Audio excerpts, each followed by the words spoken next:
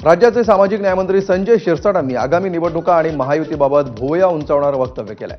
आगामी स्थानिक स्वराज्य संस्थांच्या निवडणुका महायुतीतच म्हणून लढायच्या आहेत, मात्र काही लोक आमचा छळ कपट करतायत असं शिरसाटांनी म्हटलंय। त्यामुळे जे लोक आमचा छळ कपट करतायत त्यांना रोखलं पाहिजे, तर ज्यांना वाटतं युती होऊ नये त्यांच्यापासून सावध राहिलं पाहिजे असंही शिरसाटांनी म्हटलंय। त्यामुळे शिरसाटांचा रोख नेमका कोणाकडे आहे असा सवाल उपस्थित होतो।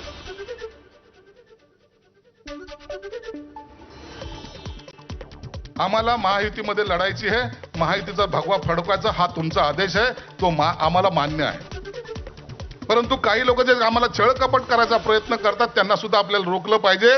मी इतरबद्दल बोलत नाही, मी महायुतीबद्दल बोलत नाही, तर आपल्यामधले जे काही लोक आहेत ज्यांना असं वाटतं की यांची युती होऊच नाही त्यांच्यापासून आपण सावध राहिलं पाहिजे।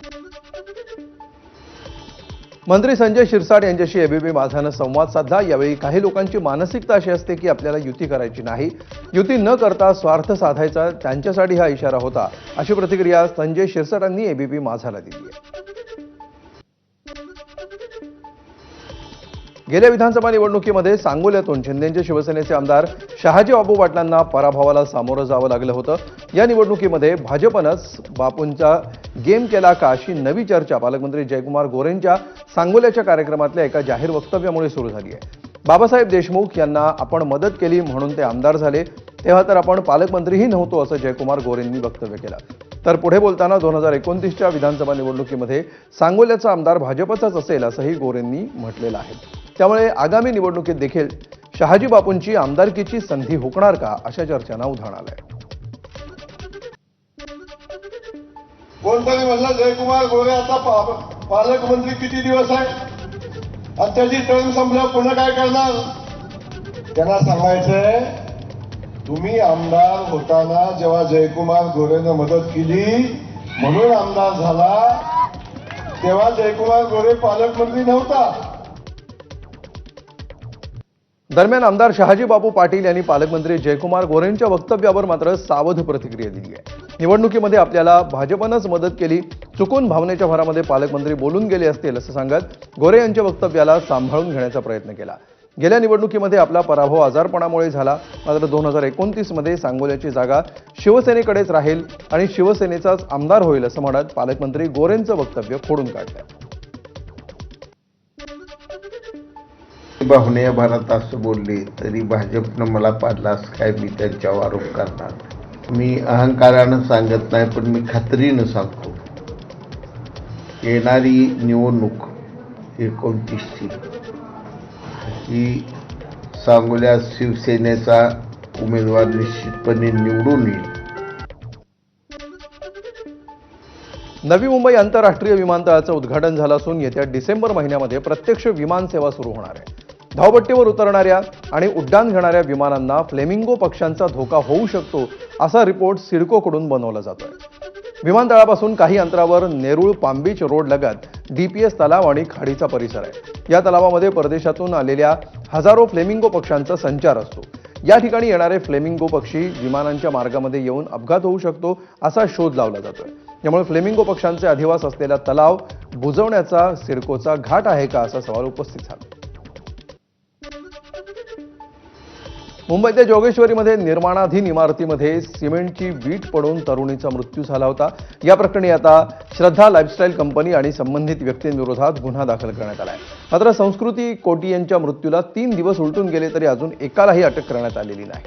मेघवाडी पोलीस बिल्डरला वाचवणार का असा सवाल स्थानिक आणि कुटुंबियांनी विचारलाय। या घटनेनंतर सर्व आरोपी फरार आहेत, त्यांचे मोबाईल देखील बंद असल्याची माहिती पोलिसांनी दिली आहे। दरम्यान ठाकरेंच्या शिवसेनेचे आमदार बाळानर यांनी कोटियन कुटुंबियांची भेट घेतली। बिल्डरच्या हलगर्जीपणामुळेच ही घटना घडल्याचा आरोप त्यांनी केलाय।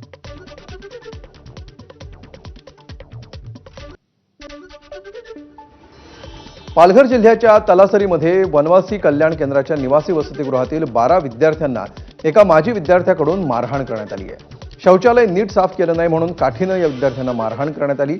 या विद्यार्थ्यांच्या हातावर आणि पायावर व्रण उठल्याचं पाहायला मिळत आहे। दुपारी या विद्यार्थ्यांना चालण्यासाठी त्रास होऊ लागल्यामुळे हा प्रकार उघडकीला आला।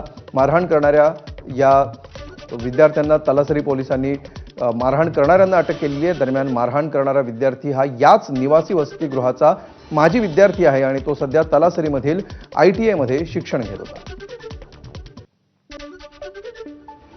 कोल्हापूर जिल्ह्यातल्या आणखी एका हॉस्टेलमधला मारहाणीचा व्हिडिओ समोर आलाय. या व्हिडिओमध्ये अनेक विद्यार्थी रॅगिंग केल्यासारखे लाथाबुक्क्यांनी मारत असल्याचं दिसतंय. वसतिगृहातल्या विद्यार्थ्यांकडूनच अन्य विद्यार्थ्यांना बेदम मारहाण करण्यात आली आहे. तर हा व्हिडिओ नेमका कुठला आणि कधीचा आहे याचा शिक्षण संस्थेकडून तपास सुरू असल्याचं सांगण्यात आलं आहे.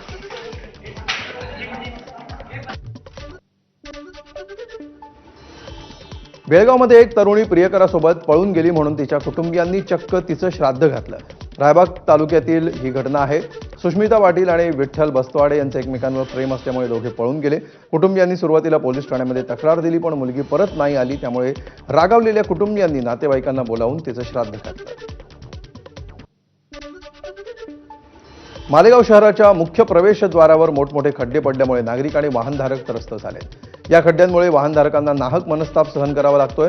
वारंवार तक्रारी करूनही कोणतीही ठोस कारवाई होत नसल्यामुळे नागरिकांमध्ये नाराजीचं वातावरण आहे. शहराच्या प्रवेशद्वारातून दररोज राजकीय नेते आणि प्रशासकीय अधिकारी ये-जा करतात.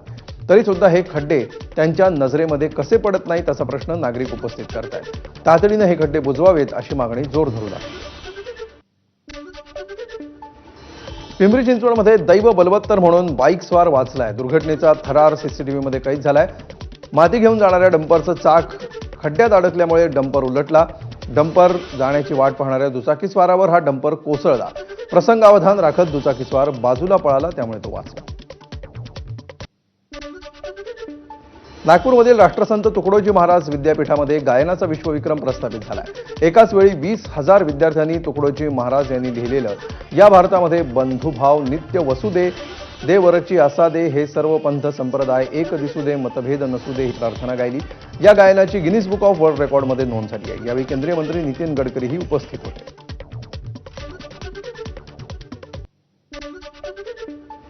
तुळजापूर तालुक्यामध्ये 0 शेत जमिनीचं नुकसान झालंय. काही शेतकऱ्याची जमीन खरडून गेली नाही असा अजब अहवाल धाराशिव जिल्हा प्रशासनानं दिल्याचं ठाकरेंचे शिवसेनेचे आमदार कैलास पाटील यांनी म्हटलंय. तसंच पंचनामे नीट झाले नाहीत. कामामध्ये कुचराई करणाऱ्या अधिकाऱ्यांवर कारवाई करण्याची मागणी देखील कैलास पाटील यांनी केली आहे. 3 महिने तलाठी त्या गावात जात नाही, अशाही काही तक्रारी होत्या. कृषी काही ठिकाणी जात नाही, अशा काही कर्मचारी, ठराविक कर्मचारी तक्रारी होत्या. अशा आपत्तीच्या वेळेस तरी सर्व कर्मचाऱ्यांनी आपल्या सध्या ठिकाणी हजर राहणं, पूर्ण वेळ हजर राहणं आणि शेतकऱ्यांचे पंचनामे व्यवस्थितरित्या करून शासनाला कळवणं ही जबाबदारी असताना काही जर कर्मचारी कुचराई करत असतील त्यांच्यावर कारवाई करायची सूचना दिली जाते.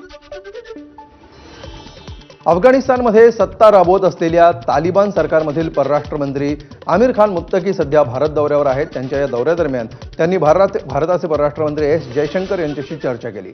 त्यानंतर मुत्तकी यांनी प्रसारमाध्यमांशी देखील संवाद साधला. मात्र या पत्रकार परिषदेमध्ये महिला पत्रकारांना प्रवेश बंदी करण्यात आली होती. या तालिबानी फरमानाचीच अधिक चर्चा झाली. यावरून संताप व्यक्त करण्यात येतोय. तसंच विरोधी पक्षांनी देखील यावरून सरकारवर निशाणा साधलाय. बंगळुरूमध्ये झालेल्या अपघाताचा एक भयानक व्हिडिओ सध्या समोर येतोय. एका भरधाव कंटेनरनं थेट पेट्रोल पंपावर धडक दिली. सुदैवाने यामध्ये कोणीही जखमी झालेलं नाही. अचानक एक भरधाव कंटेनर आला आणि थेट पेट्रोल पंपाच्या भिंतीवर आदळला. या जोरदार धडकेमुळे पेट्रोल पंपावरील दुकानांचं मोठं नुकसान झालंय. कंटेनरच्या धडकेमुळे अनेक दुचाकींचंही नुकसान झालंय. ब्रेक फेल झाल्यामुळे कंटेनरचा ताबा सुटला आणि त्यामुळे हा अपघात झाल्याची माहिती आहे. फिलिपिन्समध्ये 7.6 रिश्टर स्केल तीव्रतेच्या भूकंपामुळे हादरलंय. अनेक इमारती भूकंपाच्या धक्क्यानं कोसळल्या. लोक जीव वाचवण्यासाठी पळत होते. डोक्यावर खुर्च्या ठेवून अनेकांनी स्वतःचं रक्षण करण्याचा प्रयत्न केला. फिलिपिन्समध्ये झालेल्या भूकंपानंतर सुनामीचा धोका उद्भवलाय. मेक्सिकोमध्ये आलेल्या चक्रीवादळानं अनेक वाहनं वाहून गेली. वाहनं पुराच्या पाण्यात तरंगताना दिसली. पुराच्या पाण्यामध्ये अडकलेल्या लोकांना वाचवण्यासाठी आलेल्या बचाव पथकाचं वाहन देखील वाहून गेल्याचं चित्र होतं. रेमन चक्रीवादळानंतर परिसरामध्ये जोरदार पाऊस झालाय. नदीच्या पाण्यानं मेक्सिकोमधील रस्त्यांना वेढा घातला होता. मेक्सिकोमध्ये आलेल्या पुरामध्ये अनेक वाहनं वाहून गेली. पुराचा हाहाकार पाहायला मिळाला. सततच्या पावसामुळे एल साल्वाडोरमधील रस्ते पूर्णतः जलमय झाले. नागरिकांचं जनजीवन विस्कळीत झालं. अमेरिकेतल्या टेक्सासमध्ये नासाचं एक अंतराळ यान कोसळून अपघात झालाय. अंतराळ यान मार्ग चुकलं आणि नंतर टेक्सासमधील एडमन्सनमधील एका क्षेत्रामध्ये कोसळलं. अंतराळयानाचे फोटो काढून अपघाताची माहिती नासाच्या अधिकाऱ्यांना दिली. नासाचे संशोधन अंतराळयान अमेरिकेतील न्यू मेक्सिकोमधून प्रक्षेपित करण्यात आलं, परंतु काही वेळातच त्याचा संपर्क तुटला. अमेरिकेच्या टेनेसी राज्यामध्ये झालेल्या एका स्फोटानं संपूर्ण अमेरिका हादरली. शस्त्रास्त्र निर्मिती कारखान्यामध्ये झालेल्या भीषण स्फोटामध्ये अनेक लोकांचा मृत्यू झाला, तर काही जण बेपत्ता आहेत.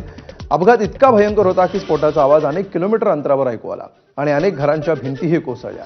स्फोटानंतरचा व्हिडिओ देखील समोर आलाय, ज्यामध्ये अनेक वाहनं पूर्णतः जळून खाक झाली आहेत. अमेरिकेच्या टेनेसी राज्यातील शस्त्रास्त्र निर्मिती कारखान्यामध्ये हा स्फोट झालाय. या अपघातामध्ये 19हून अधिक लोक बेपत्ता.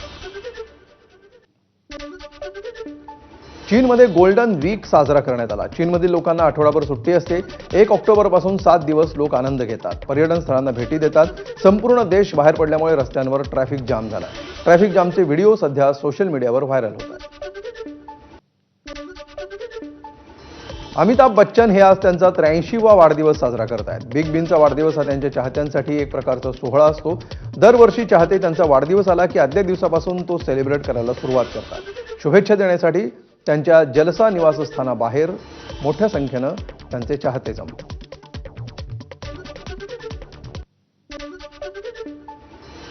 भारतीय क्रिकेटपटू हार्दिक पंड्या पुन्हा एकदा त्यांच्या प्रेमसंबंधांमुळे चर्चेत आहे.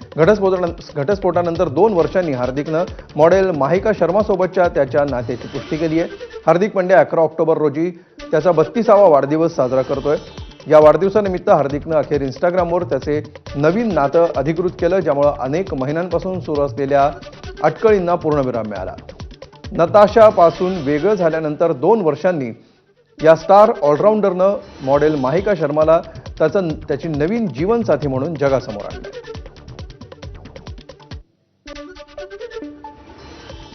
आणि इथे एक छोटासा ब्रेक घेऊया.